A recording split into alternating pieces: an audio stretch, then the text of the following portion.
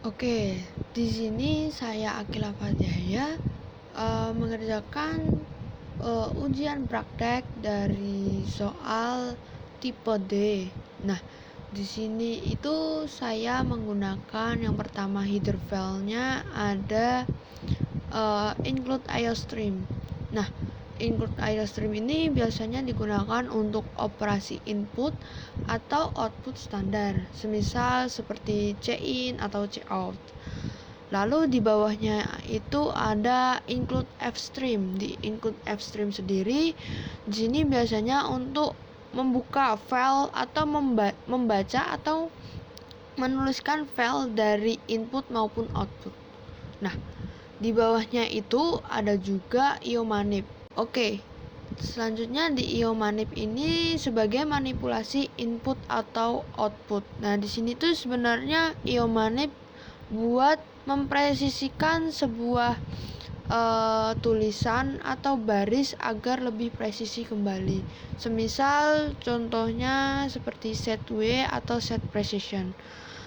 Lalu di bawahnya itu ada array dinamisnya. Saya menggunakan vektor. Di bawahnya itu ada tipe data sebenarnya yaitu string. Oke, langsung saja kita ke using namespace std. Di sini biasanya bisa dipakai untuk namespace standar, tetapi biasa di pemrograman disingkat oleh using namespace std.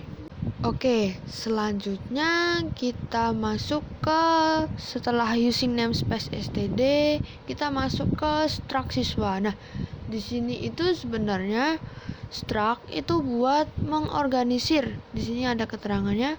Struct untuk mengorganisir data secara terstruktur. Artinya, struct itu menyusun data-data atau chart dari sini itu dikelompokkan agar rapi.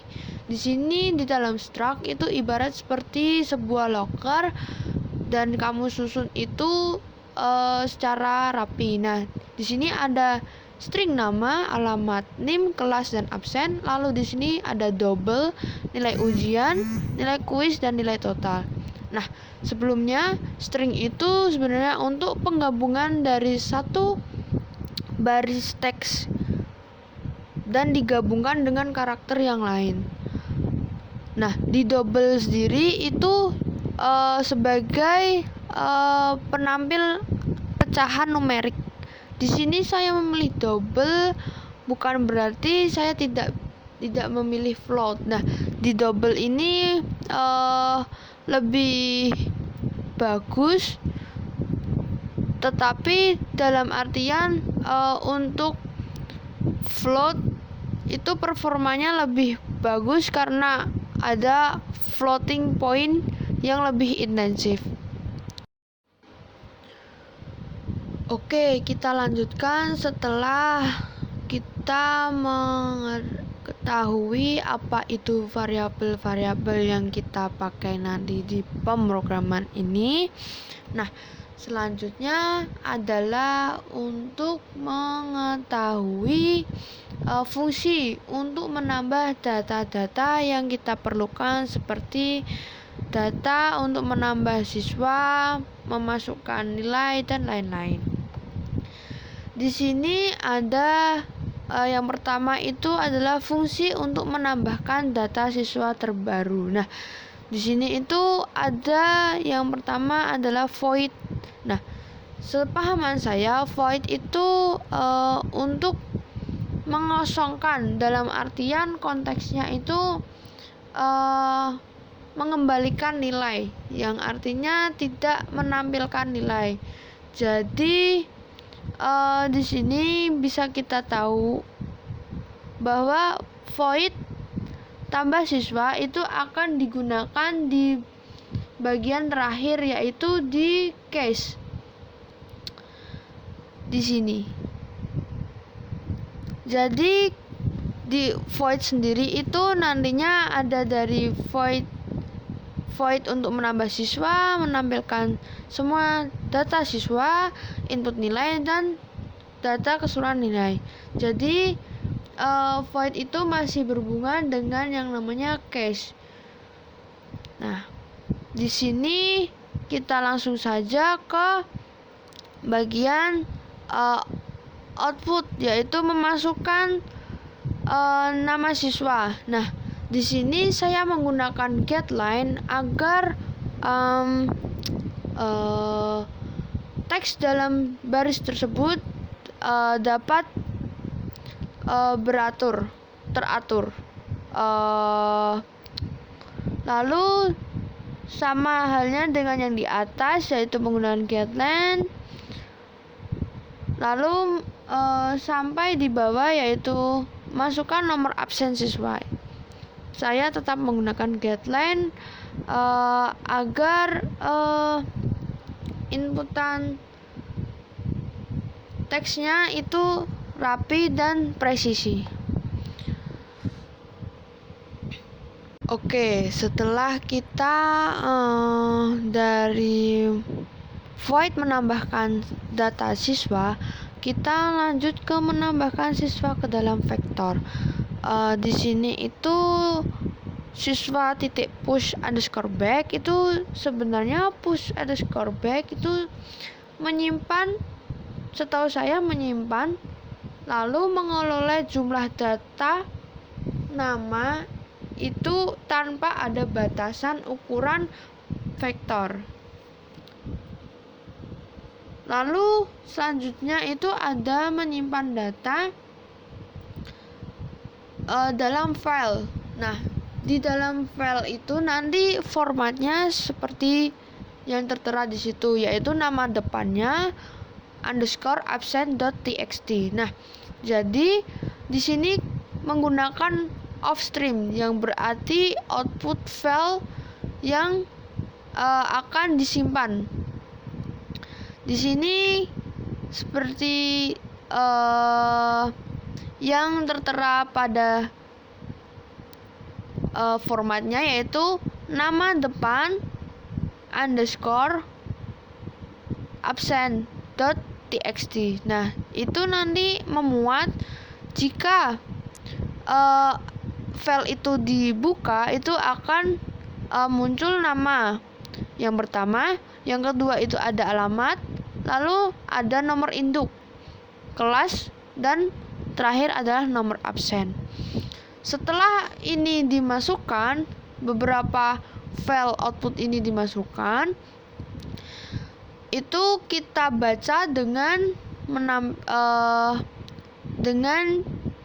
cout data siswa berhasil ditambahkan, yang artinya format dari nama depan underscore absen ini memuat isi-isi ini, yaitu nama, alamat, nomor induk, dan selanjutnya adalah kelas dan nomor absen.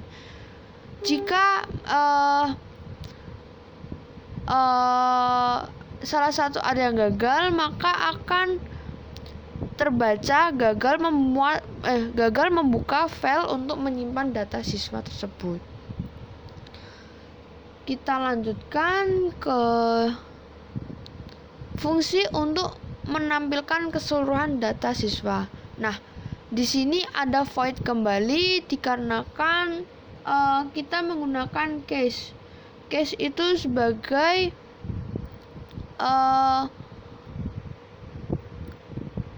menampilkan data dari case sebelumnya. Semisal tadi case 1 itu menambah siswa, maka akan melanjutkan di case selanjutnya, yaitu jika ada, yaitu case 2, dan seterusnya.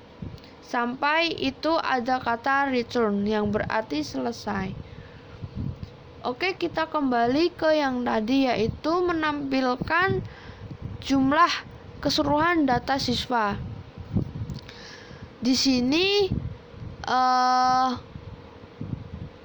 untuk menampilkannya kita menggunakan cout terlebih dahulu, yaitu data keseluruhan siswa. Lalu kita menggunakan const auto. Lalu kita masukkan, yaitu nama, kelas, absen. Untuk mengetahui yaitu dari keseluruhan data siswa ini. Oke, selanjutnya setelah kita menampilkan keseluruhan data siswa, kita lanjut ke menginput nilai ujian dan kuis dari siswa. Nah, di sini itu sebenarnya void-nya itu juga masih kita cantumkan agar bisa ikut ke case selanjutnya ini, yaitu input nilai siswa di case 3 ya. Lalu kita kembali lagi ke tadi. Nah, di sini void input nilai itu kita baca dulu, yaitu pilih nama siswa untuk menginput nilai. Jadi setelah kita memasukkan data siswa, nama siswa, selanjutnya kita harus memilih salah satu siswa tersebut untuk diinput nilainya. Di sini ada for size underscore t, itu sebenarnya menyimpan ukuran elemen vektor. Nah, di sini ada i itu adalah sebenarnya variabel yang biasanya dimulai dari 0. Jadi karena kita inginnya itu dimulainya dari 1, maka kita harus menampilkan cout i ditambah 1, karena biasanya itu variabel i dimulai dari angka 0.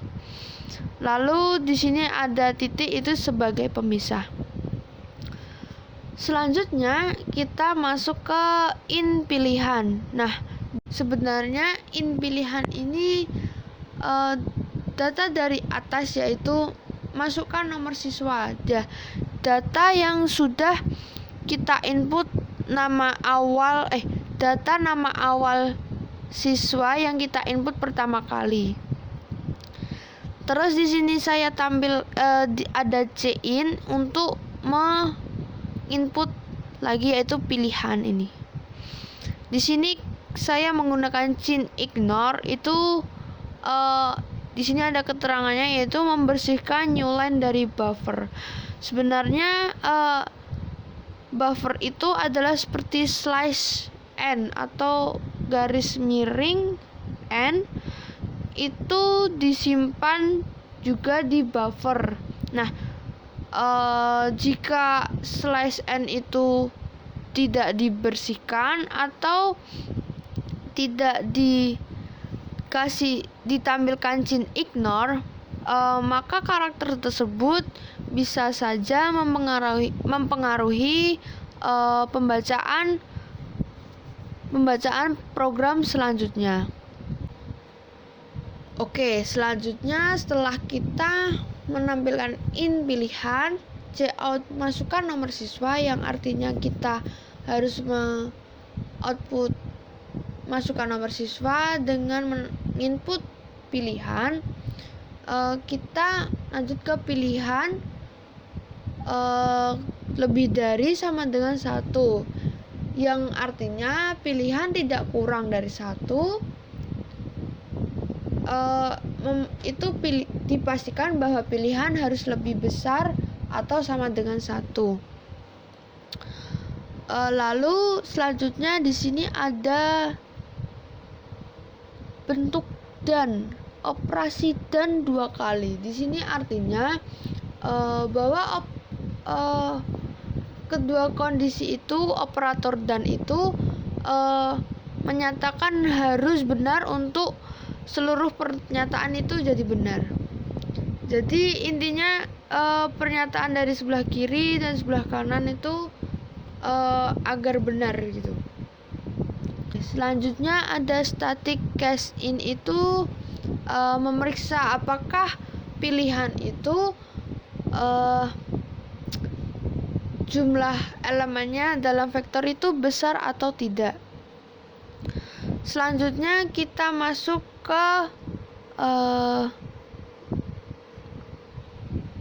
memasukkan nilai ujian dan nilai kuis. Di sini itu kita menuliskan nilai ujiannya ya guys. Di sini ada pilihan -1. Ingat, berarti pilihan itu dimulai dari angka 0.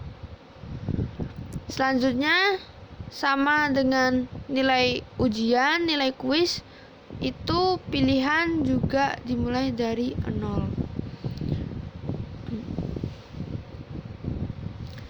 Selanjutnya kita ada operasi, yaitu menghitung nilai total. Jadi nilai total itu sama dengan, di sini diartikan 75% dari nilai ujian ditambah 25% dari nilai kuis. Itu adalah nilai total untuk menghitung berapa nilai total yang didapatkan oleh per siswa. Oke, seperti yang tertera di sini ada else, if ini untuk else yang ini. Jadi ketika ini tidak bisa dijalankan, maka nomor siswa itu tidak valid atau belum dimasukkan di data awal ini, yang data awal penambahan siswa. Untuk selanjutnya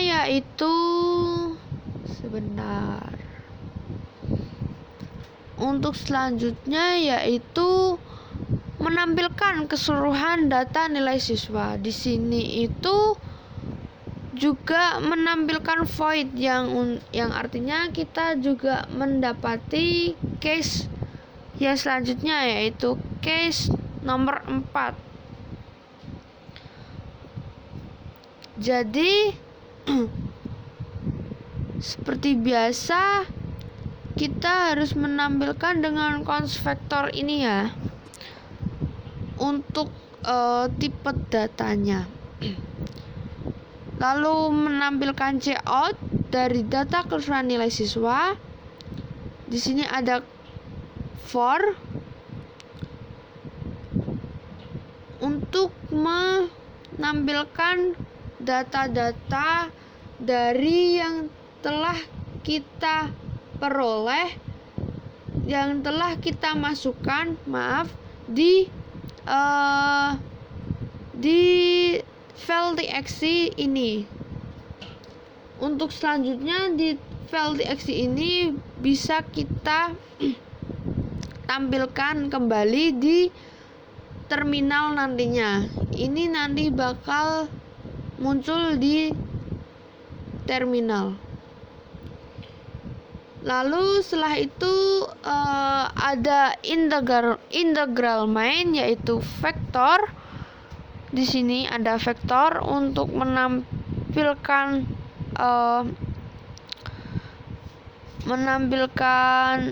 atau mengorganisir dari ini tadi, yaitu ada nama, alamat, name, kelas, dan absen. Di sini kita jika well true, maka kita harus menampilkan di menu, yaitu mengetikkan yaitu menu. Lalu di bawahnya ada lagi, yaitu menambahkan data siswa, menampilkan keseluruhan data siswa, lalu menginput nilai ujian dan kuis, dan selanjutnya menampilkan seluruh nilai total dari nilai ujian dan kuis, yang selanjutnya adalah keluar. Lalu kita diberi pilihan untuk memilih menu yang nomor 1, dari nomor 1 sampai nomor 5. Lalu di sini ada cheat ignore. Ingat, /ignore ini untuk membersihkan new line dari buffer, yaitu /n, agar karakter tersebut tidak mempengaruhi pembacaan selanjutnya. Nah, seperti yang sudah saya bilang tadi, di switch ini ada nantinya case-case yang akan menampilkan dari void tadi. Yang pertama itu ada void tambah siswa. Maka kita tampilkan di switch case tadi, yaitu switch case 1 yaitu tambah siswa. Lalu ada break. Break itu fungsinya untuk menerobos di case selanjutnya. Di case selanjutnya itu ada case untuk menampilkan keseluruhan data siswa dan seterusnya. Di sini case itu yang setelahnya void itu. Ini input nilai, tampilkan semua nilai. Nah, di sini break itu fungsinya untuk menerobos ke case selanjutnya. Jika di case 4 ini kan sudah di case 4 ini kan case terakhir ya. Yang mana case 5 ini berarti kita harus menutupnya dengan kalimat untuk program selesai, atau itu aslinya opsional guys. Tapi agar dapat mengetahui kalau program itu selesai, kita harus mengetikkan cout program selesai, lalu jangan lupa ditambahkan dengan return. Nah, fungsi return itu untuk menghentikan dari case-case yang sudah kita terobos tadi, dari case 1, case 2 sampai dengan berhentinya di case 5. Jika di case ini sudah di return, ternyata di bawahnya tuh ada default. Default ini seperti menginputnya salah. Jadi kayak jika inputannya salah, maka pilihannya tidak valid. Jadi kita harus menginput lagi agar case dari case 1 sampai case 5 ini sesuai. Lalu ditutup dengan return. Oke, selanjutnya langkah terakhir yaitu merunning program ini yang telah saya buat, yaitu dengan ctrl altn, atau bisa diklik di sini run. Kita run saja. Nah, di sini seperti saya bilang tadi, di menu di sini,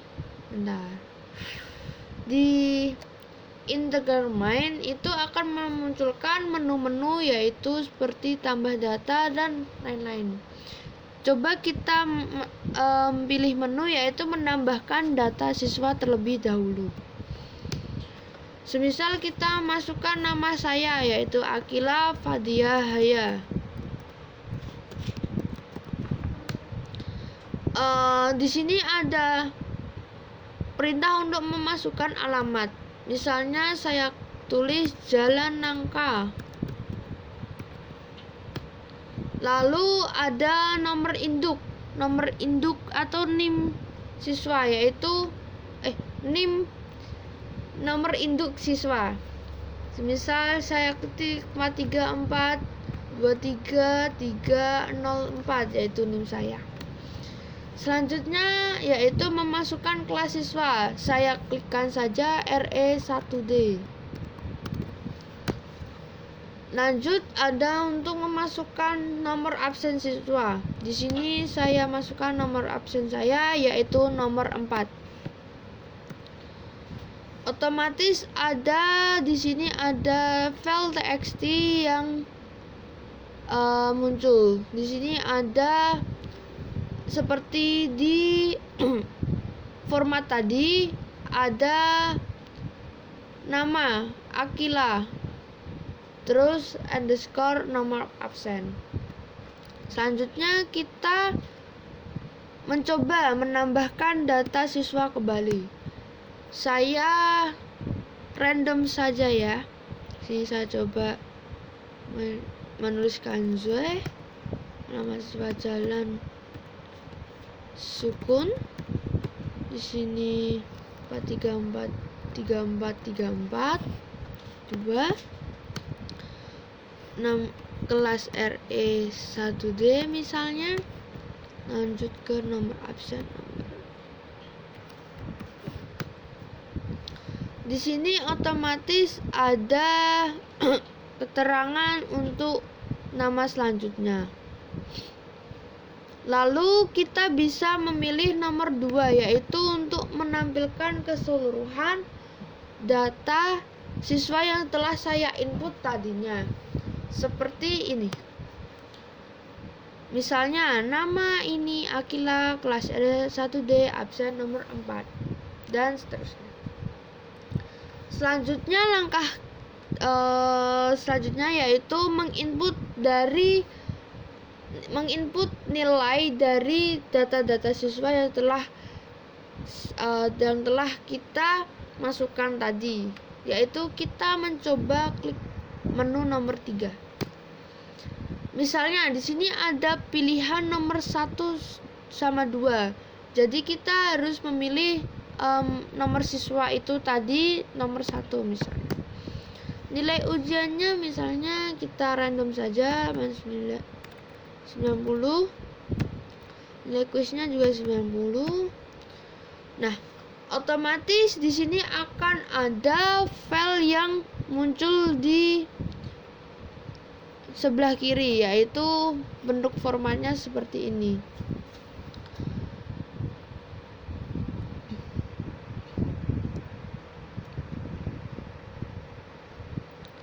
Lalu kita masukkan yang data siswa yang nomor 2 tadi.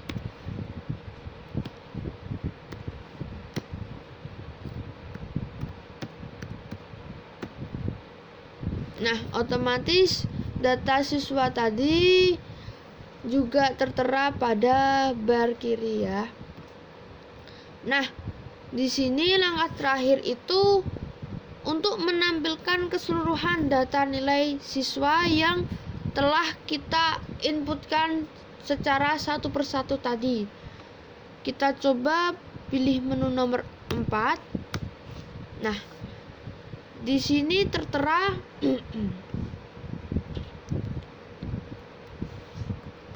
bahwa nama Zain, nomor induk sekian, kelas RE1D, absen 20, ini misalnya, dan ini adalah hasil dari nilai ujiannya, nilai kuis, dan nilai total.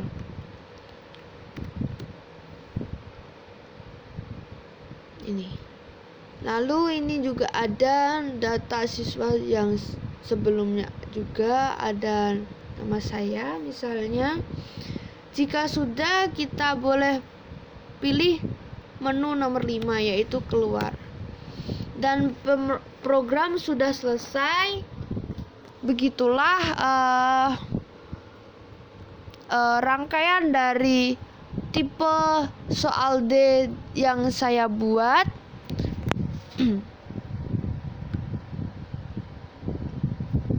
Terima kasih. Wassalamualaikum warahmatullahi wabarakatuh.